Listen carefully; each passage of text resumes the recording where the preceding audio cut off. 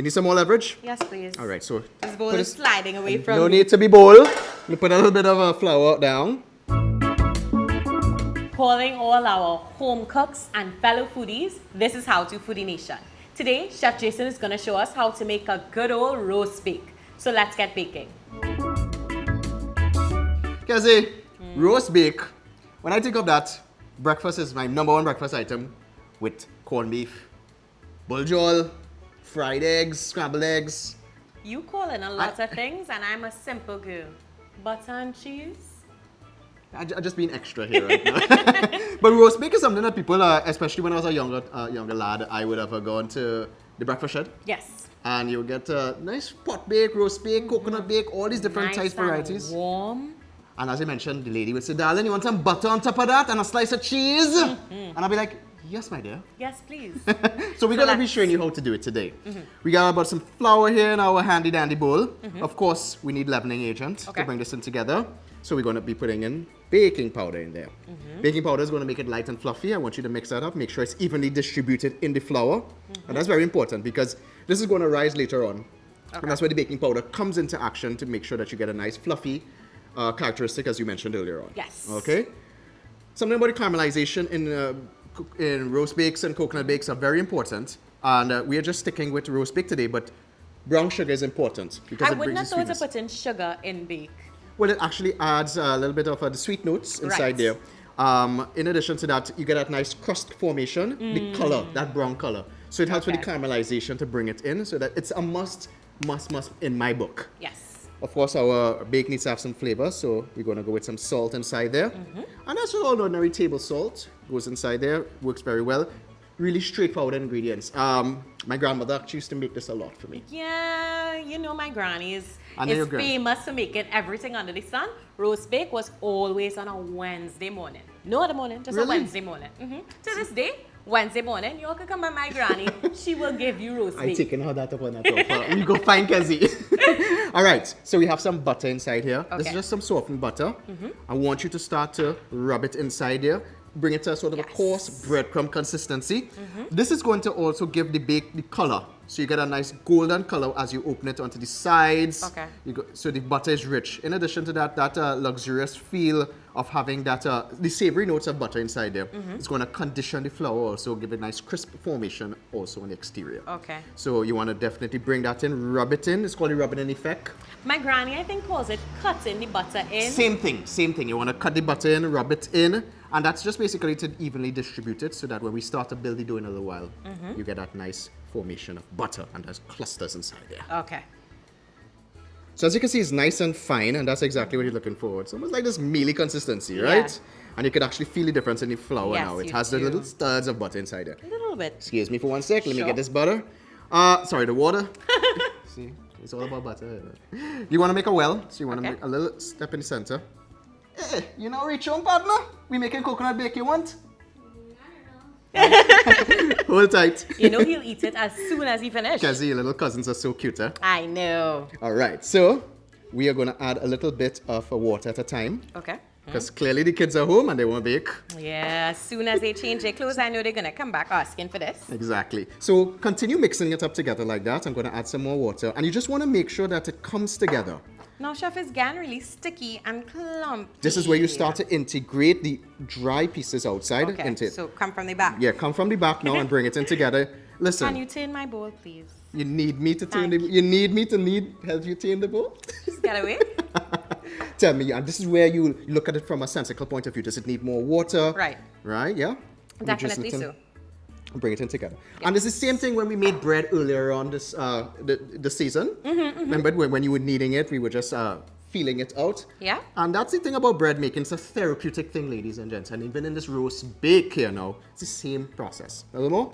It's getting messy on me, man. All right, don't worry. You're getting it together like this. Because trust me, when you could do this, everybody home in Trinidad and Tobago could make this up. So we're going to bring that in together now, and we're going to start to knead it. But I mean, you're doing excellent, huh? You're doing great job. And I see that you get your heel inside there also, because that's where the crop of it goes into the force. You need some more leverage? Yes, please. All right, so this bowl is sliding away from no me. need to be bold. You put a little bit of flour down. And you just bring it out, and you're going to continue with that same action. The idea is for you to push the heel in, bring it back and forth, right? Stretch it out, develop the gluten inside of the flour. Stretch it out. Yeah, that's what I do. You're giving me work, boy. You're giving me work. Right? But you're doing a great job. I mean, nevertheless, there's some tackiness or stickiness inside of the dough. And that's why we added a little bit of dusting flour onto the counter. Ideally, ladies and gents, you want to let this go for about 10 minutes. Yes, kneading it for about 10 minutes to develop the structure of this bake. And to develop your arms. Well, yeah, obviously. It's a workout, you know. I tell you, as a chef, you don't get a sexy figure like this unless you know, guys, you're going to continue this for 10 minutes. Kezi, it has grown in terms of the volume of it, right? Yes. And that's good. It still has that nice shine on it. As mentioned earlier on, 2 hours. Good to go. And we need to start to roll it out right now. Okay. Whatever you decide to roll it out in terms of the shape of the pan, it's up to you. I have a square one right now, lightly greased and floured.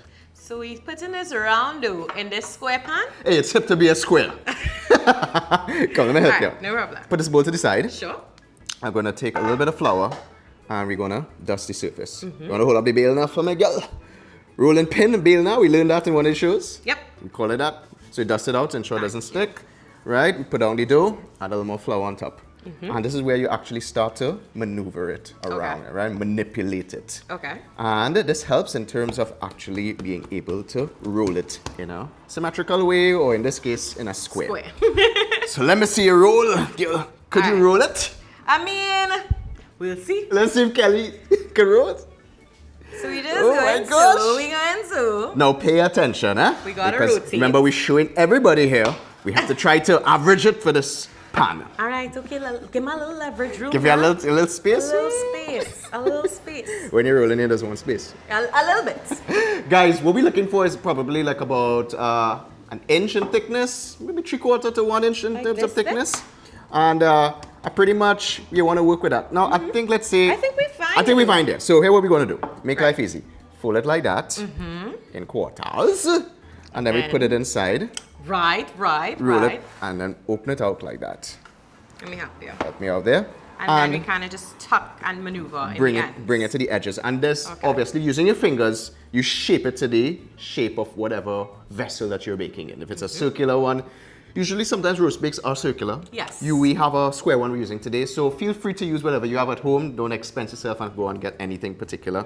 Right? As mentioned, this dish is already lightly greased with some butter and dusted with some flour. Right. Now guys, my oven is set at 350 degrees Fahrenheit. This is going to bake in a little while. But first, this needs to rise again. Okay. 25 minutes. So at this point in time, we're leaving it, covering it down. 25 minutes, it's going to double in volume. And then we set it into the oven for 30 minutes at 350 degrees Fahrenheit. Sweet. Let's just wait now. I know the last time we did homemade bread, you couldn't wait to dive in. It's the warmth. You gotta catch it when it's just out the oven. Nice and warm. Roast bake, obviously, something in Trinidad and Tobago is very popular. People love it for breakfast, as mentioned earlier on when we were speaking about it. But when it comes out of the oven, I don't care. Anybody, foreigner, everybody wants this. It's like, to me, it reminds me of family and tradition. Like I mentioned, my grandma is the one who does bake, and it always brings everybody over. Every cousin, every aunt, every uncle. You know? I think that's what like warm baked pastries and breads and cakes and confectionery, all those things is so family oriented. So let me have to try this. There you are, see. Take my serrated knife. And of course, as mentioned, you could easily take this and do it in circles. But we did a square. But we did squares today. And we just cut off a nice 1/8 of it. And we're going to slice it open now and have some butter with it. As I do that, I remember my dad would always buy this in the morning for us. Yeah. And Buljol for sure was a must. Actually, bacon saltfish, because we made saltfish already. We did, so this could go. Definitely check that recipe out, guys. All right, you put some butter inside there like that. You want more butter? Of course, of course. There you go. Oh, yeah. Good to go. Slice that down like that. So you're cut giving a piece me... for you. A piece for you, Kazi. Okay. So there you go. There you go. I find your piece look bigger than mine. Well, of course, you know, I have to eat, you know. I'm the bigger man here, you know. Bon appetit. Bon appetit. Bacon Buljol for sure. Steak and Buljol for sure. Guys, even if you were to put coconut powder inside here, you'll get the profiles of coconut coming through, maybe shards of grated coconut also. And then it becomes coconut bake. I don't know. I feel like, you know, I'm a butter and cheese girl, but I'm feeling for something interesting like corned beef. Roast bacon, corned beef. Guys, tell us, what do you eat your roast bake with? What does your family enjoy roast bake with? You know? Scrambled eggs. Oh, yeah. Get creative on us and tell us in the comments. We're going to finish eating. Be sure to subscribe for more how-tos with us. And until next time, guys, bye-bye. Bye-bye.